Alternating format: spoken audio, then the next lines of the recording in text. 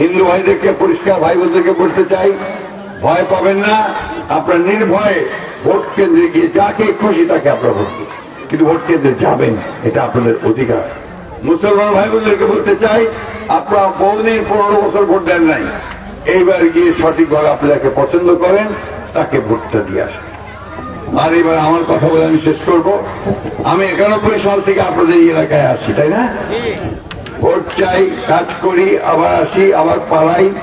Police তারা করে না পাওয়া যায়, অবশ্য পালাবাও পারো না, সে গ্রেপ্তার করে নিয়ে যাচ্ছে। ঢাকাতে বাসা থেকে নিয়ে গেল আমাকে, তারপর জেলে নিয়ে গেল। জেলে নিয়ে যাওয়ার পরে শুনলাম যে আমার স্ত্রীর খুব অসুখ, অপারেশন করতে হবে। আমাকে জেল থেকে মুক্তি দেয়নি, ওই আমি জেলে থাকা অবস্থায় আমার স্ত্রীর অপারেশন করতে এসেছে। বন্ধুগণ, অত্যাচার নির্যাতন আমি সহ্য করছি, কিন্তু আমি কখনো মাথাটাকে নত করি নাই।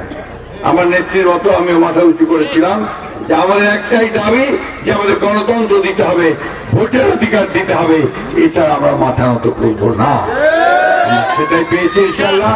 এখন আমাদের দায়িত্ব হচ্ছে একটা সুন্দর সুষ্ঠু নির্বাচন করা, দেশে শান্তি শৃঙ্খলা ফিরাই নিয়ে আসা, দেশের জন্য একটা সুন্দর ভবিষ্যৎ তৈরি করা। আপনাদের এখানে আমি কারণ নামটাম বলতে চাই না, আপনাদের কিছু আওয়ামী লীগের নেতারা এখানে অত্যাচার করছে, এখানে বালিঘর দখল করছে, জমি দখল করছে, জমির ব্যবসা বাণিজ্য করছে, ঠিক না?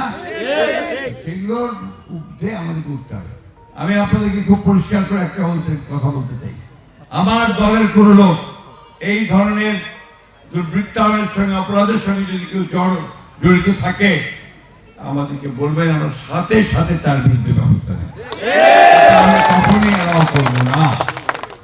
আওয়ামী লীগ যে কাজ করছে সেই কাজ আমার দলের লোককে আমরা করতে দেব না। Next level, well done, side by side, Fridge.